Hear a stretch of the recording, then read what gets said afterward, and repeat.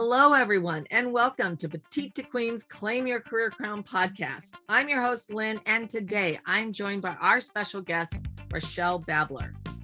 Today, we're going to be talking about how to inspire advocacy impact with heart-centered music and story. I'm going to tell you a little bit about Rachelle. She is a TEDx speaker, a #1 international best-selling co-author, and advocate who grew up in Southern California. Being a middle child and Aries, she's always been a bit of a disruptor, in a good way.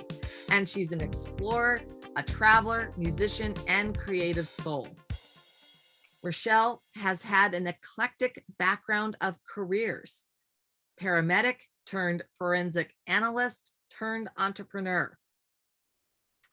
After being diagnosed with a rare brain tumor and diving into personal development work, she quit her job cold turkey to pursue her why.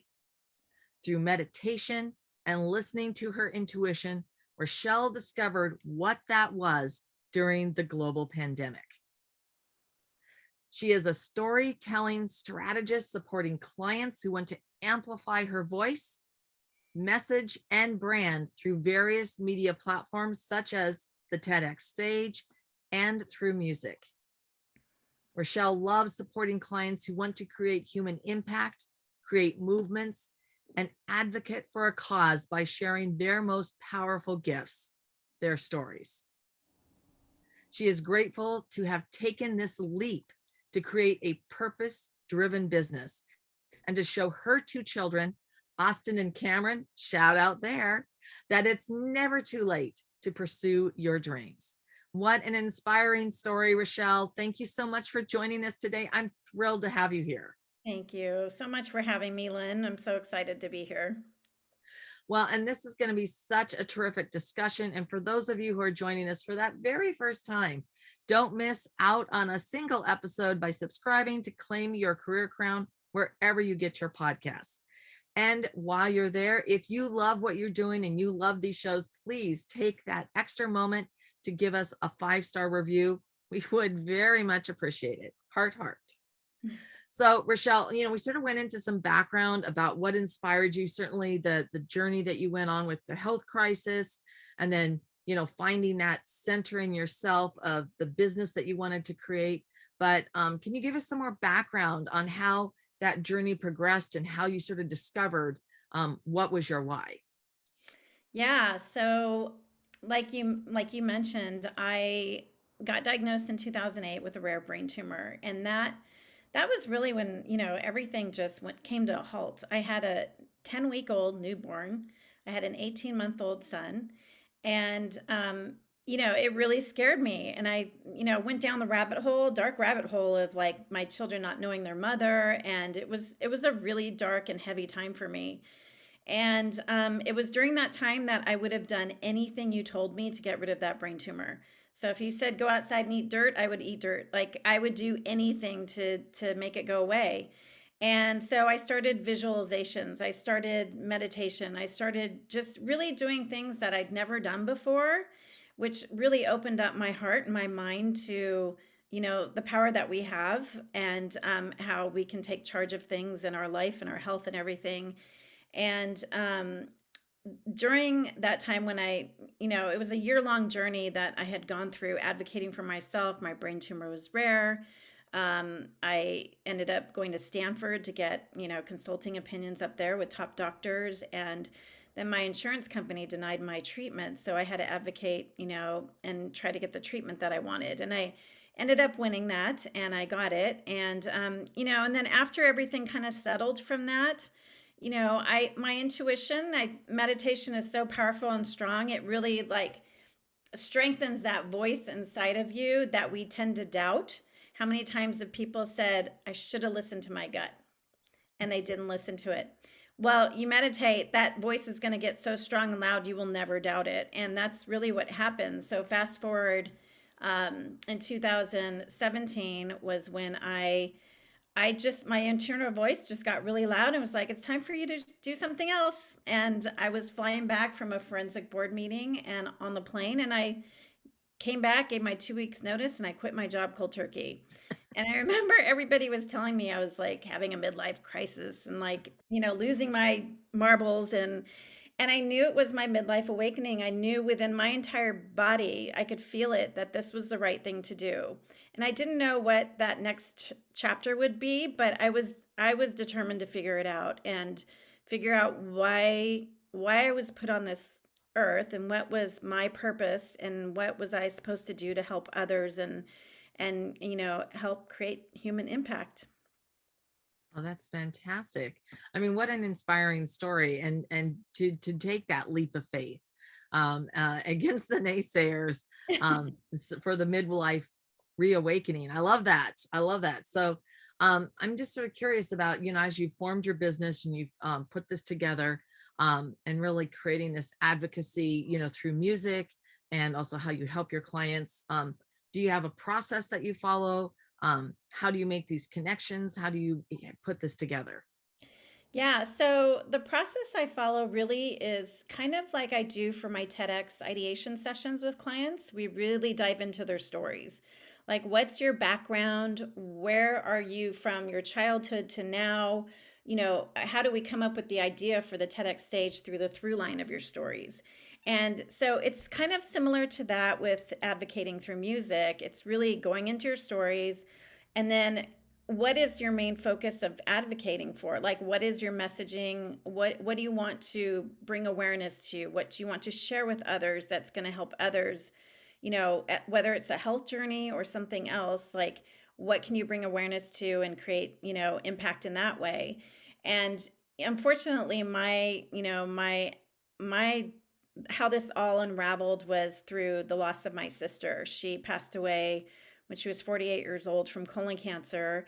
And the day after she died, I wrote a song about her cancer journey. And it was just really a way for me to just deal with my grieving and start my healing.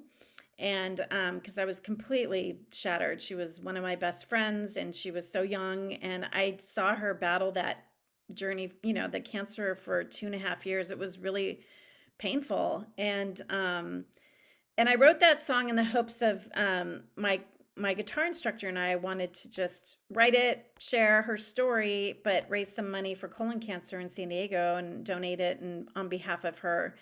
And it wasn't until the pandemic hit that I think we all took time to pause and reflect on our life and what wasn't serving us, what is serving us, and what just so many things. And I remember I was sitting here at my desk, and that's when I got the idea to create a lyric video to share her song and create messaging around colon cancer awareness. And that's how advocating through music came about. And the response I got back from all the outreach I did connecting to colon cancer groups was so surprising to me, but it showed me the power of that combination of music and advocating that I took it to the TEDx stage. So last year I did a TEDx talk, and my title was "The Power of Advocating Through Music."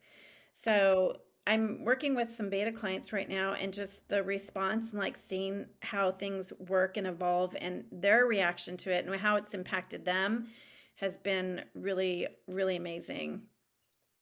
Well, that's fantastic. I mean, when you were, putting this all together, I'm curious, was there anything that held you back or was, made you hesitant or any kind of self-limiting belief, anything that sort of was there that you needed to sort of, tap into that inner strength that you had found to move past the challenge? Yeah. Yeah, there's putting yourself out there in a different way brings up a lot. Self-sabotage, criticism, judgment, like what are people going to think? When I quit my job and became an entrepreneur, my things have shifted many times. So I think a lot of people look at me and be like, what are you doing now? I don't even know what you're doing." And I kind of laugh inside when they say that.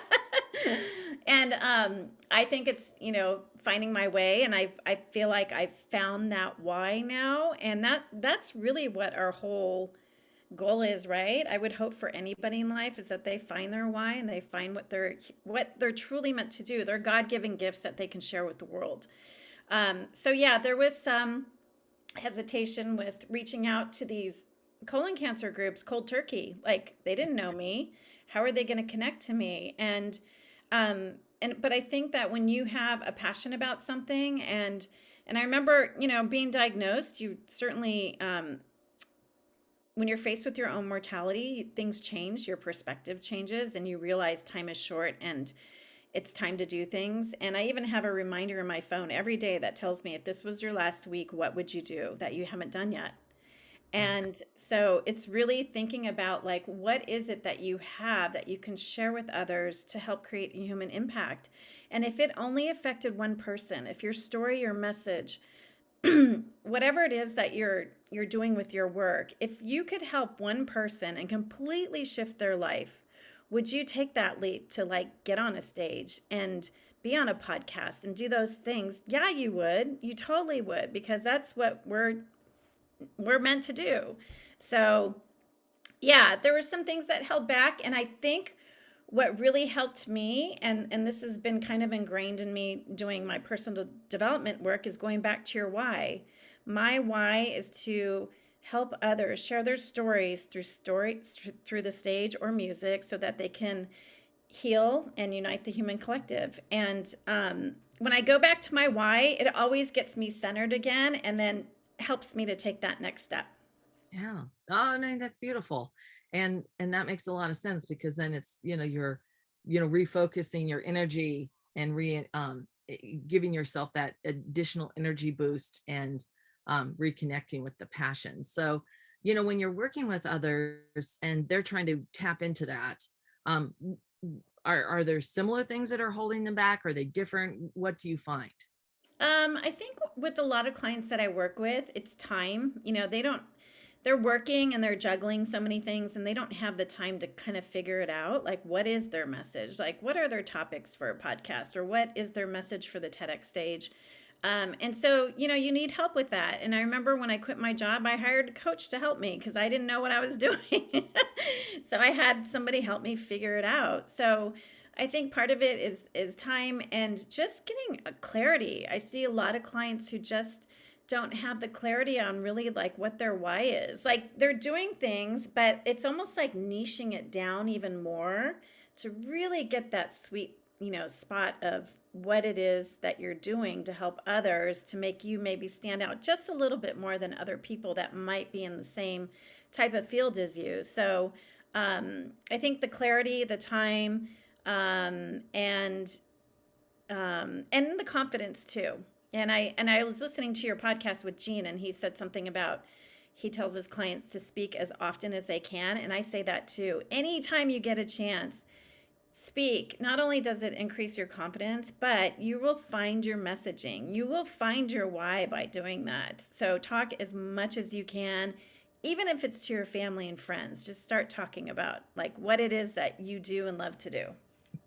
Well, that's great. And that you just really tapped into, you stole my thunder there about what should listeners do next, so that they can really tap into their why, to tap into how they could use music for advocacy. So maybe, since you answered the first part, how about answering if they have something they really want to pursue, for their cause, for their advocacy, how they can make an impact and a difference, and they wanted to do that through music, what Yeah. would want to be the first things that they could do?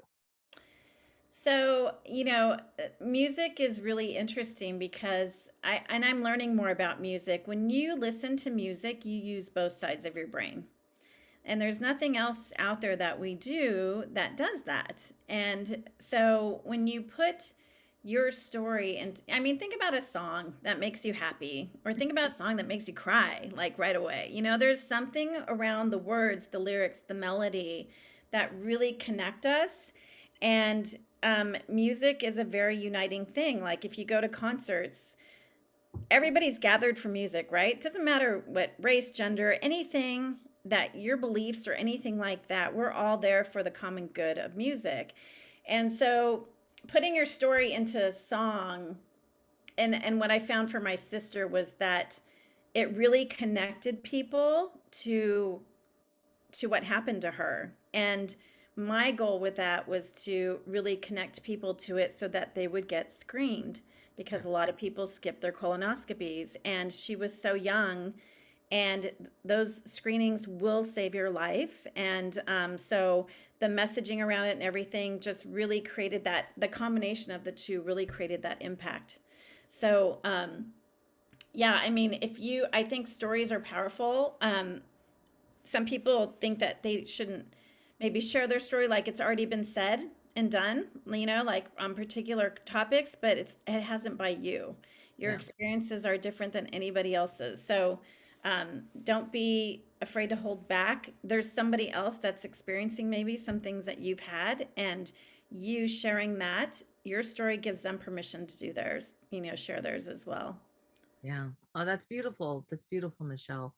Rochelle, thank you so much for sharing how to inspire advocacy impact with heart-centered music and story. I know our listeners are going to want to know more about how they can connect with you, find out more about you.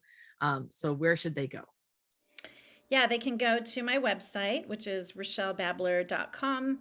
It's RACHELLE, Babler, BABLER.com. I'm on Facebook, Instagram, and LinkedIn under Rachelle Babler. So you can find me on those in those social media platforms as well. All right.